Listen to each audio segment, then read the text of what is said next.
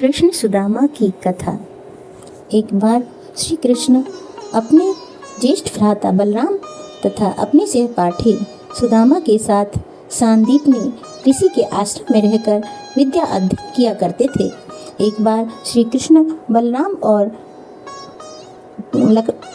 और बलराम लकड़ियाँ लाने के लिए बन गए। सांदीपनी ऋषि की पत्नी ने सुदामा को भी उसी कार्य के निमित्त बन भेजा तथा तीनों विद्यार्थियों को खाने को कुछ चने भी दिए। उन्होंने सुदामा के द्वारा चने भेजे।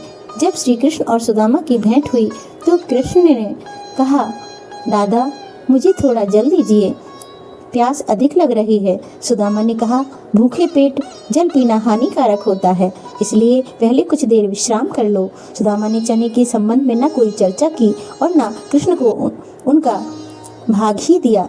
कृष्ण थके हुए तो थे ही, इसलिए सुदामा की गोद में अपना सिर रखते ही वे प्रगाढ़ निद्रा में निमग्न हो गए। तभी सुदामा ने अवसर पाकर चने चबाना प्रारंभ कर दिया। इसी बीच अचानक कृष्ण पूछ बैठे कि दादा तुम क्या खा रहे हो, और यह कहकर यह कड़कड़ की ध्वनि कैसी हो रही है। सुदामा ने उत्तर दिया कि यहाँ खाने को है ही क्या, मैं तो शीत से कांप रहा हूँ। जाड़ो लागो दांते किड़किड़ाते हैं, कृष्ण सुदामा की बचपन की बात है।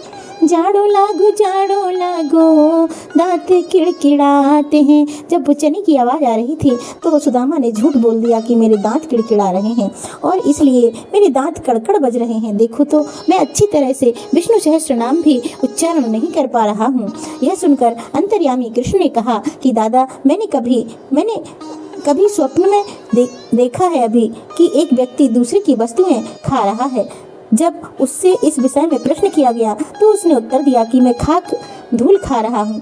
तब प्रश्नकर्ता ने कहा कि ऐसा ही हो। एब मस्तु दादा, यह केवल स्वप्न था। मुझे तो ज्ञात है कि तुम मेरे बिना अन्न का एक दाना भी ग्रहण नहीं करते, परंतु श्रम के वशीभूत होकर मैंने तुमसे ऐसा प्रश्न किया था। यदि सुदामा किंचित मात्र भी कृष्ण की सर्वज्ञता से परिचित होते तो वे इस भांति आचरण कभी न करते। श्री कृष्ण के लंगोटिया मित्र होते हुए भी सुदामा को अपना शेष जीवन दरिद्रता में व्यतीत करना पड़ा, परंतु केवल एक ही मुट्ठी रूखे चावल पोहा जो उनकी स्त्री सुशीला ने अत्यंत परिश्रम से उपार्जित किए थे, भेंट करने पर श्री कृष्ण बहुत प्रसन्न हो गए और उन्हें उसके बदले में स्वर्ण नगरी प्रदान कर दी, जो दूसरों को दिए बिना एकांत में खाते हैं।